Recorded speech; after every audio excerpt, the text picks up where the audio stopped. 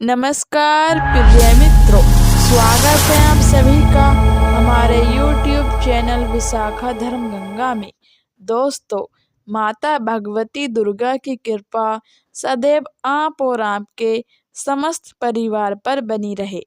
दोस्तों, आज की वीडियो में आप लोग जानेंगे कि साल 2025 में मकर संक्रांति।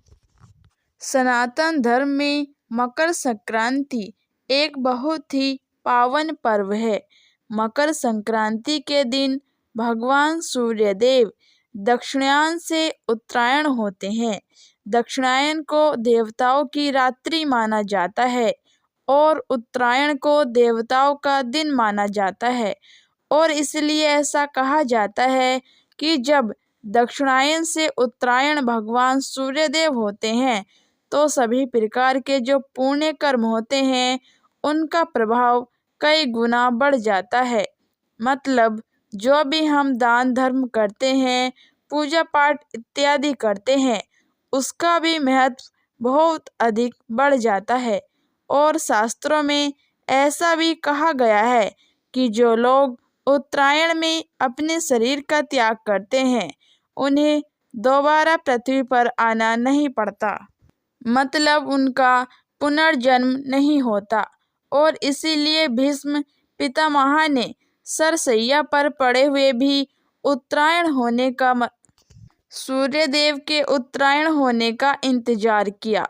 और जब सूर्यदेव उत्तरायण हुए तभी उन्होंने अपने शरीर का त्याग किया। तो उत्तरायण का बहुत अधिक महत्व माना गया है। इस दिन दान करना, स्नान करना, पवित्र नदियों में और कोई भी शुभ कर्म करना तो उसका फल भी बहुत अधिक प्राप्त होता है। इसीलिए मकर संक्रांति के लिए अधिक से अधिक दान किया जाता है, शुभ कर्म किए जाते हैं।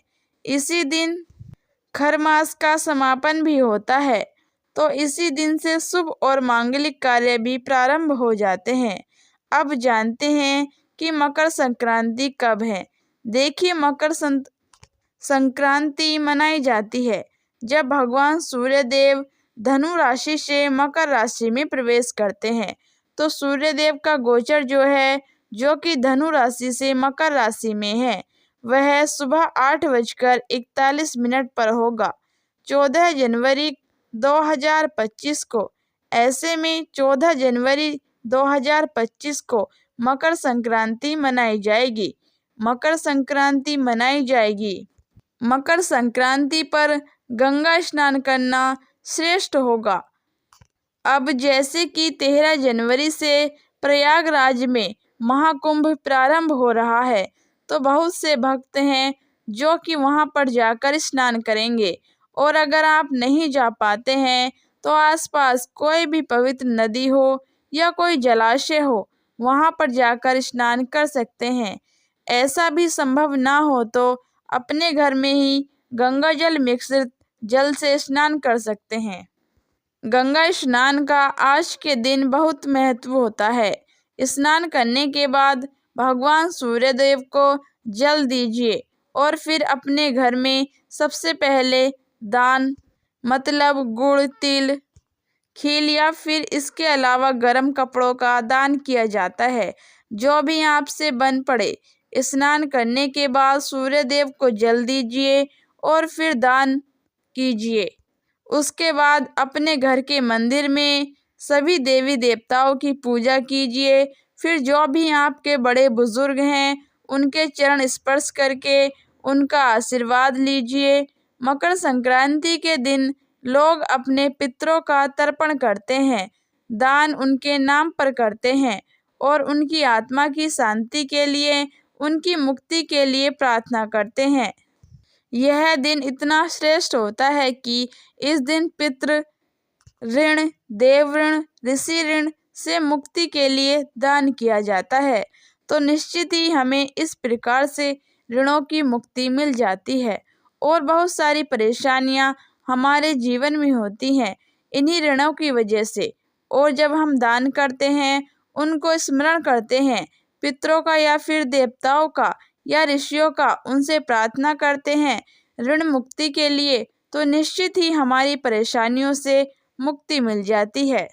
तो यह कार्य सबको करना चाहिए। दान जरूर कीजिए और दान करते समय देवताओं, पितरों और ऋषियों इन सब से प्रार्थना कीजिए कि जिस किसी का भी ऋण मेरे ऊपर हो, आप हमें ऋण मुक्त कीजिए और हम पर कृपा कीजिए। और अब जानते हैं कि मकर संक्रांति के दिन पुण्य काल का शुभ मुहूर्त क्या है। देखिए, 14 जनवरी को पुण्य काल का समय आपको प्राप्त हो रहा है सुबह 9:03 से 5:46 तक, और महापुण्य काल का समय रहेगा सुबह 9:03 से सुबह 10:48 तक। मकर संक्रांति के दिन कई प्रकार के नियम प्रारंभ होते हैं। कई प्रकार के नियम ऐसे होते हैं जिनका पालन करना मकर संक्रांति के दिन से प्रारंभ हो जाता है और इसे बहुत ही श्रेष्ठ माना जाता है। तो आने वाले वीडियो में आप जानेंगे कि कौन सी 14 चीज़ों का हमें दान करना चाहिए मकर संक्रांति के दिन, उसे कौन से फल की प्राप्ति होगी। इसके अलावा कौन कौन से नियम हैं जो आप मकर संक्रांति से ले सकते हैं और कब से कब तक नियमों का पालन करना चाहिए। ये सारी जानकारी आपको आने वाले वीडियो में मिलेगी। इसीलिए यदि आप चैनल पर नए हैं तो चैनल को सब्सक्राइब जरूर कर लीजिएगा, जिससे आने वाली वीडियो का नोटिफिकेशन आपको समय समय पर मिलता रहे। यदि आपको हमारे द्वारा दी गई जानकारी पसंद आई हो तो वीडियो को लाइक करें और कमेंट बॉक्स में जय माता दी जरूर लिखें।